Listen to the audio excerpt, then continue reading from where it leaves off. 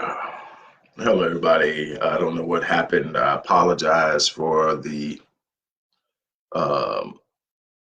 the technical difficulties.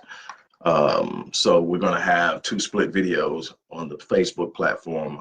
Before I upload it on YouTube, I will actually monitor and I will actually edit and put it all together. So YouTube, you won't have to worry about what I'm talking about right now in this apology. But I'm going to get back to where I was. I'm not going to start over. I'm going to talk about the importance of taking action. It is immensely important that you have a mindset of taking action. As you've heard many, many times, that actions speak louder than words. And what I want to get to is why actions speak louder than words. Actions are the validation of words. It is the actions that make the words believable. If you are sitting up and saying you're going to do something, with the analogy I was using before the video went down, the analogy I was using, where if you say you're going to do something, if you say you're going to achieve this uh, extraordinary financial goal in a certain period of time, or you're going to get your business to a certain level of performance in the industry you operate in a certain period of time, I hear you and other people hear you. But now we're going to watch and see what you're doing. Are you still doing the same things you were doing before you came up with the idea that you could do more? Are you still hanging out, chilling, killing time, not investing? Are you putting sweat equity into your promise? Here's something that I love to ask people, and it kind of catches them off guard. I'm like, okay, what promises have you made, not to other people, but to yourself? What promises have you made to yourself? Take some time and actually think about it. What have you told yourself you're going to do? What did you tell yourself this time last year, moving into the new year of 2018? What promises did you make to yourself that you were going to do in health, fitness, finance, family, business? What promises did you make to yourself? Now look retrospectively and be honest. What have you actually done to actually follow through on that? I'm not asking you if you have achieved every last one of those goals, but how committed have you been to seeing it through? How much work have you put into it? How much time and resources have you put into it? How much reading have you done? How much studying have you done? How much networking have you done? That's what I'm asking. What have you put into it? How many times over the course of the year were you in the gym? How many times were you on the track? How many times were you walking? How many, whatever it is you do that's going to keep you? What are you doing? How many times did you journal this year? How many times did you sit up and you into a place of prayer or meditation? Over the course of the year, you said you were going to improve your spirituality, your spiritual strength, your spiritual connection to God. You were going to do that. How much time did you spend on it? Let's be honest with each other. The year's up now. You can talk about it.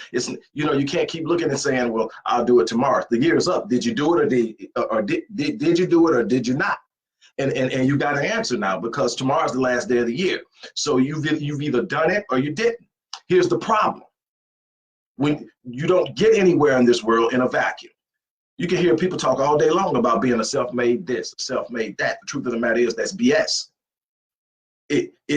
We are a social species. We are mammals. We are social by nature. We get places by connecting and working with others. Now, you can get out there and try to do some things by yourself, but somebody's going to have to make a phone call for you. Somebody's going to have to share what they share. You're going to have to go to somebody's course. You're going to have to do some things. You're going to have to interact with other people and convince them that what you're doing is actually going to take place in order to get the type of support that you will need in order to do it. Now, the truth of the matter is, support is probably not going to come from your family, because your family has a long dossier of your past.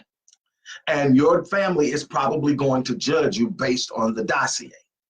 They're not going to judge you based on a new idea. See, people will talk about all day long that God said he's going to do a new thing, but nobody will expect you to engage in a new thing. Nobody will be behind you to support you in the new thing. Nobody is going to sit up and say, well, maybe this is the time. People are going to take your dossier and look at your past, and they're going to judge you. So a lot of the times, you're going to have to get ready for this. It's going to be people you don't know and people you don't expect, but they need to be able to see that what you say you are going to do, you're investing in it before they invest in you. So in essence, your actions are what validate your words. When you say I'm going to do something, people are looking to see the proof in the pudding of what you're doing. Not that you actually accomplish it, but that you're willing to put sweat equity into getting it done. That's what it's going to take. People are looking and saying, okay, what are you going to do? How are you going to do it? Let me sit back and look. Let me observe. Still going out and partying every night, still out there hanging and kicking it with the boys and with the girls, and still out there doing everything but investing in themselves and hunkering down and looking at what they need to do. So you may not, when you set out to do something that you've never done before, there's a very good chance that you don't have all the answers, that you don't have all the expertise, that you don't have all the skill, that's stuff that you're going to have to acquire along the way. But see, somebody still needs to see you out there trying to put in the work. People need to see that, because there'll be someone that'll come along that'll sit up and say, I see you trying to do this here. Someone told me you were trying to do this. Or someone called me because they really want you to succeed in what you're doing. And this is what I'm good at. Let me share this with you. You know, or why don't you come over here and learn under me? Or why don't you partner up with me? It's so many different ways that this thing comes together, but it begins with you putting in the work. And this is how I look at it. I'm looking at a person that says, this is what I'm going to do. And then I'm looking at what they're doing to make it happen. Not whether or not they're achieving it, because going after some unbelievable goal that's unbelievable to most people, going after some highly extraordinary goal, it's not something that is going to happen overnight. It's not something that's just going to all of a sudden appear. It's going to take some setbacks, some work, some hard work, some disappointment, some frustration, some facing of fears, some overcoming of anxiety, some building of character. All of these things are going to be things that have to take place while you're moving towards this goal. So I'm not really as concerned with whether you hit it or not. I'm looking at how hard you're working on it. Now, here's the thing. If you make a promise to yourself that this is what you're going to be, and then you're failing yourself, not that you haven't achieved it, but that you're not even investing in it wholeheartedly, that you're playing with it, that you're tossing it around, that you talk about it more than you work on it. That right there is my problem. Because the way I see it, if you'll cheat yourself, why should I trust you? Because every day that you sit up and you say you have a goal that you're not working on, you're cheating yourself.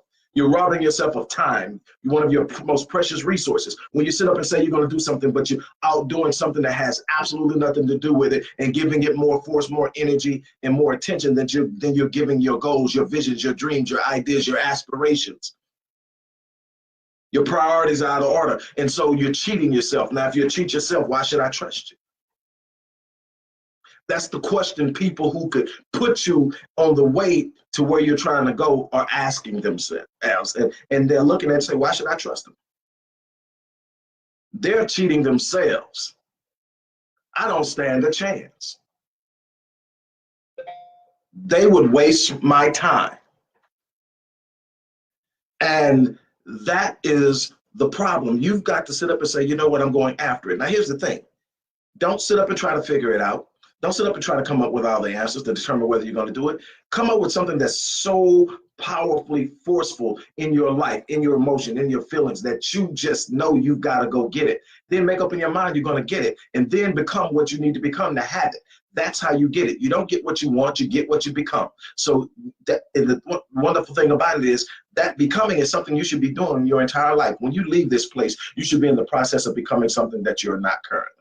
No matter how long you stay on this earth, you should still be growing. There should be a desire to be better tomorrow than you are today. And if you keep doing that, you will keep moving into areas and worlds and opportunities that you've never experienced before, because you have the capacity now to take it on. That's what learning and growing is about, is developing the capacity to do things and perform things and achieve things that you haven't in the past. But it takes constant commitment, constant force. I mean, with all the courses I do, with all the people I teach, I still take courses. I still read books at a rate of somewhere close to 100 books a year. Every year. It's just, that is what it is to me. And it's not just in one area. It's in things that I know that I'm passionate about, that I have a capacity in some way to impact people's lives. If it allows me to impact somebody's life and make somebody's life better in their relationships, in their business, in their finances, in how they see themselves, self-image, that's so huge. Then I want to know, how can I be better? What's out there that I don't know? What could I refine? How can I grow? What techniques could I integrate into what I do? It's always trying to be better. Never ever taking the mindset that that I know it all, or that I got it all figured out, or that I can't be any better than I am now. And it doesn't mean that I'm not aware of the fact that I am exceptional at what I do. It's not that. It's that I can be better. And that's my goal. If there's anything that I can do to be better today, I mean, tomorrow than I am today, that's what I'm working on today. I'm working on becoming better tomorrow than I am today. And in the process of doing that, I'm expanding my capacity to do the things I want to. But here's the thing. One thing you got to do is you got to take action and follow through. You got to be able to sit up and say, you know what?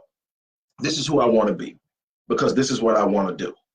So this is what I need to do to become this, so I can do that. And that's it. That's the broad equation, is that this is what I want.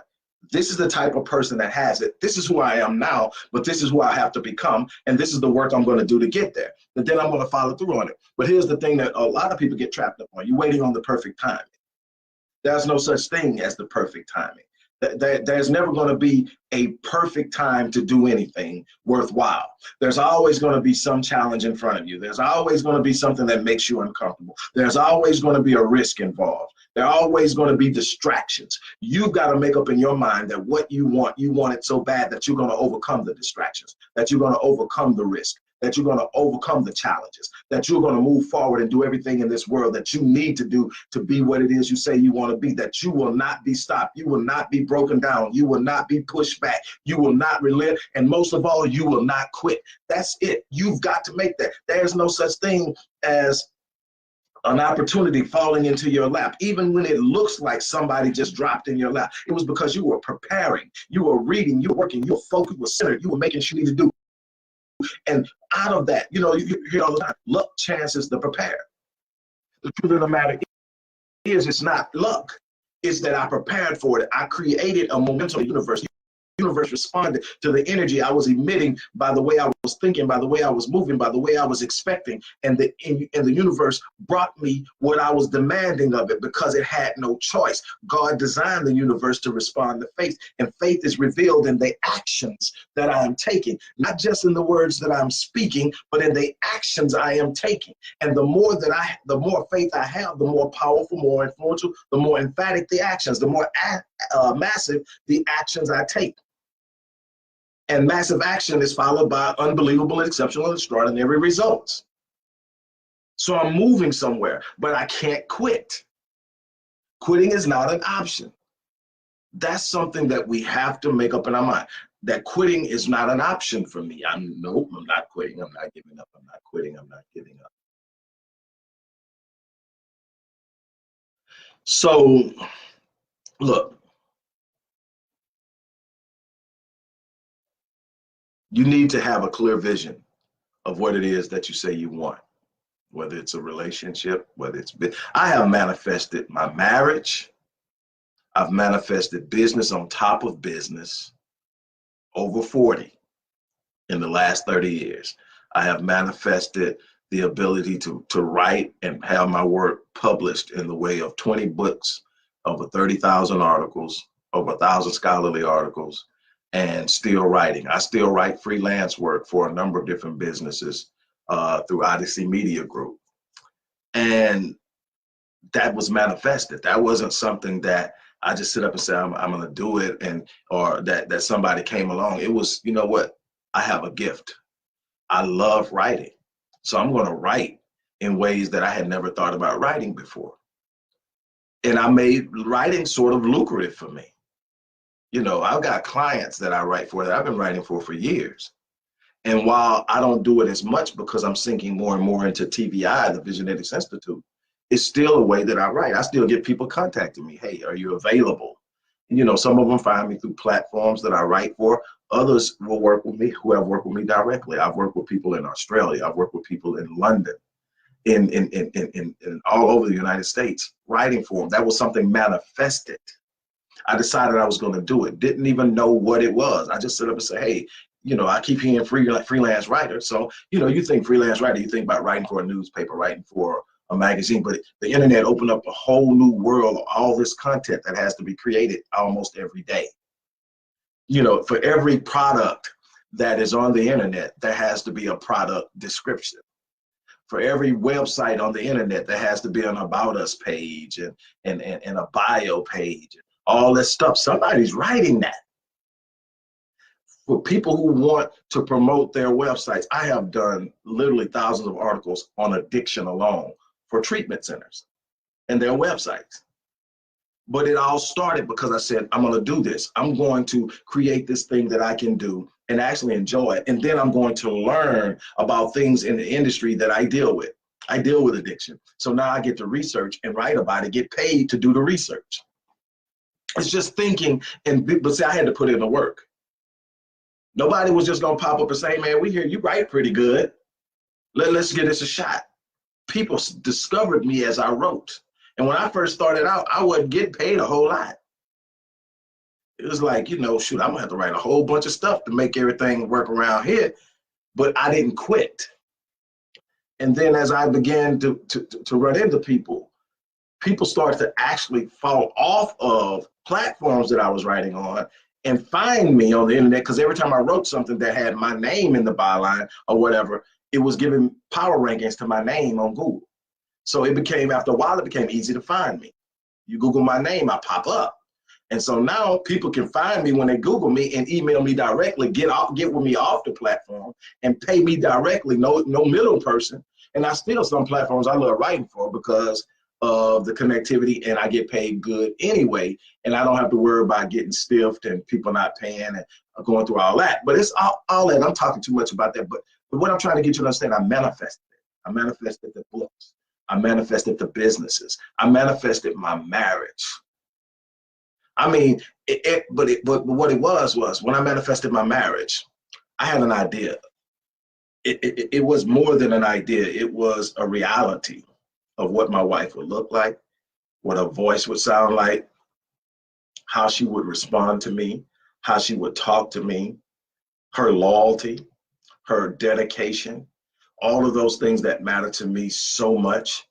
And when she came along, I didn't have to second guess. My wife will tell you we never dated. She came along. I worked with her on a professional level. I worked with her on a professional level as a counselor. She went her direction. She took what I gave her and whatever else she had already had with her, and she went off and done her thing. I kept doing what I was doing. A year and a half or two later, she comes back in, and she will tell you, we connected and talked, and I made it clear, you know, you're the woman I want in my life. Let's make this happen. And a year later, we're married. And everything, you know, I mean, all things considered, it's great. You know, there's no such thing as perfect. But when I tell you I'm in an environment that I absolutely adore and love, and it's everything that I believed it would be when I was manifested it, when I was declaring it, you know, it said you should declare a thing and it shall be established. When you declare a thing, But see, what did you do after it? That's what people don't get. When I say I manifested, I didn't sit up and say, this is what my wife is going to be like, and then just sit around. I said, this is what my wife is going to be like. And in order to hold a woman like that, this is the man I have to be. So what I'm going to do is become the man that will automatically draw this woman. So I put work in. I'm talking about years of work before I ever met her the first time. No, I got this thing about me. I don't let personal ever overcome my money. So there have been a bunch of women that have came over my through any one of my businesses and worked with me on a level that was extremely attractive, and I've never shot at them. Why? Because that's my money.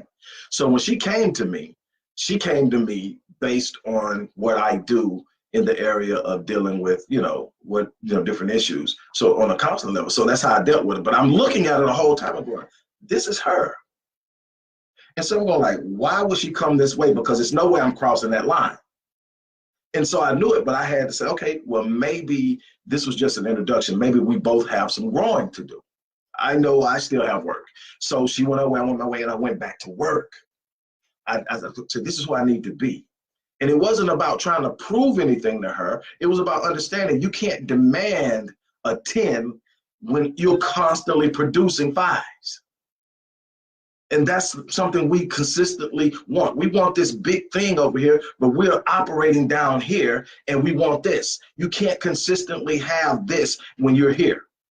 So if I want to be able to consistently hold her, then I've got to be here. I've got to be at a place when she looks at me, she looks up. Not that I'm more important, but when you look up to somebody, it's because you expect more out of them. And that alone drives me. And then I have kids. So it's all of these different things that I manifested, that I work for. It's not something that I just sit around and think, well, you know, I said I'm going to have it, so I'm going to have it. Nah, it's about sitting up saying, what do I need to become to have it? Where do I need to work? What? And when I see something and it's something I want and it's not coming quick enough, I was like, okay, what are you not doing? It's not about that person did this to me, or that person didn't give me a chance, or that person won't answer my phone calls. Okay, what am I doing or not doing that's impacting where we're at right now? It's that simple. And that's the thing that most people don't want to, want to talk about, want to see. They don't want to see how they're impacting or have any accountability on how they're impacting their situation. It's always somebody else's fault, not marginalizing what someone else is doing to you. That's not what I'm doing. What I'm saying is, when you start looking at what everybody else is doing, you're giving power to the external. You're robbing yourself of the capacity and the power and the ability to impact your situation, and you're putting it in the hands of other people who may not have your interests, your best interests at heart.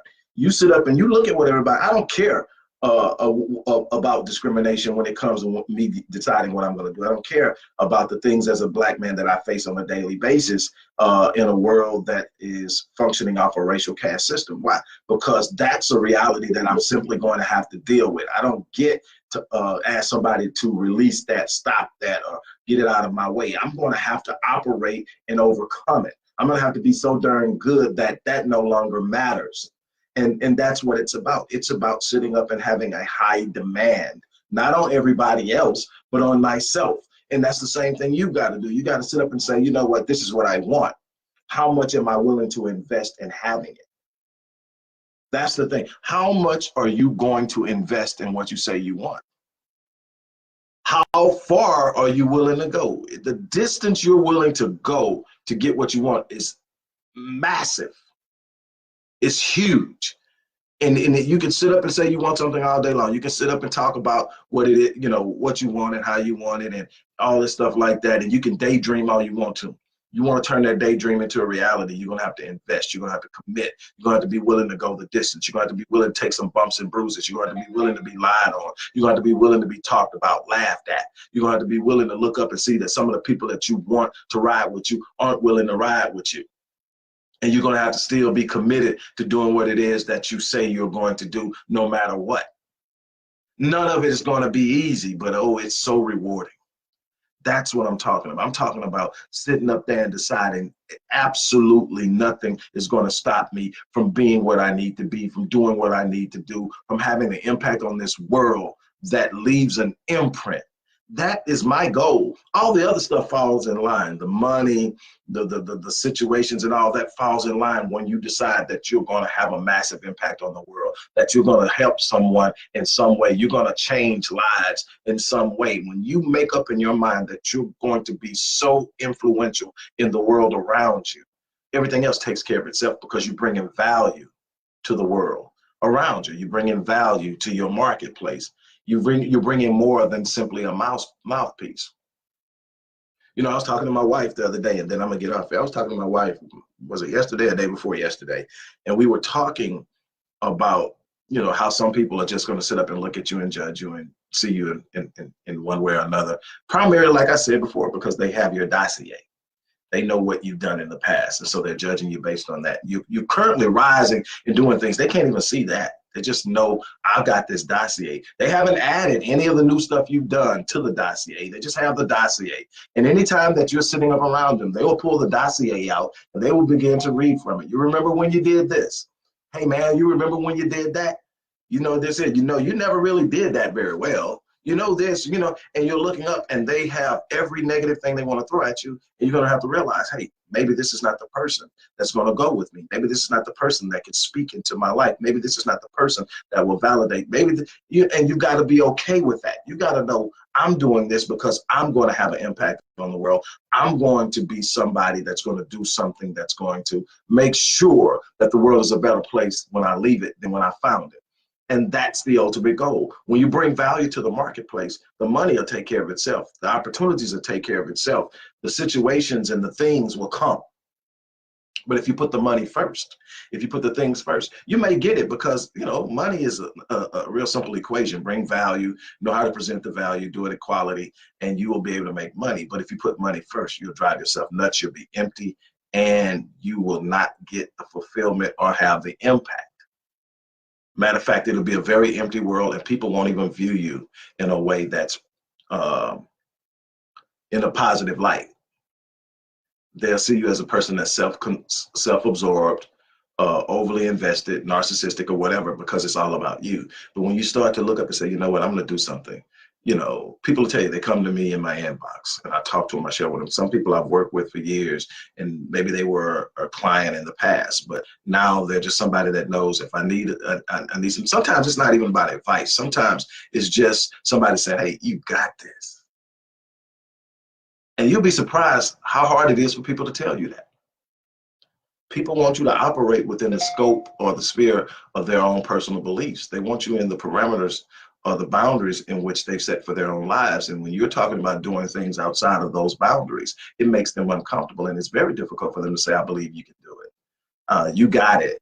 You know, because it convicts them that you can do it and they're not doing it. And so it says, maybe it's not because you can't, maybe because you won't, or you're not willing to. And that's an uncomfortable feeling. There's some things out there I want, but I'm just not willing to do it. What does that really say? And so you got to just understand that everybody that you got around you now may not be there. You're going to have to start sculpting and being highly selective about those you have in your circle. That's going to play a major role. Everybody's not meant to ride with you. Some people you got to drop off at the corner and keep rolling. It's simply what it is. With that being said, I'm going to get out of here. I hope you guys who dropped in on this video will go back and see the beginning of the beginning of the video, which actually split because the video dropped. But whatever happens, I hope that you've gotten some out of this. Don't forget, today and tomorrow are the last days for you to buy Critical Mass and get the free disc assessment, which is a $350 value. But we have brought back the free breakthrough sessions, and all of the information of how you actually get that session with me is in the description box. So check it out. Send the email to request your appointment, and we'll get you set up and we will get that done. I'm looking forward to working with you guys. I always love when we bring that up, because I get to deal with people that I otherwise wouldn't get to deal with, and it's fun for me, and it's also a way of impacting people's lives. I get a great deal of joy out of that. So I look forward to working with some of you guys as the new year takes off, and you know, so whatever. But whatever you do today, think positive and take one action that blesses someone other than yourself. That's my challenge. As I always say, I'm going to live my life on full so that I leave this place on E. I am going to die on empty, and I'm challenging you to do the same thing. That being said, I'm out. Peace.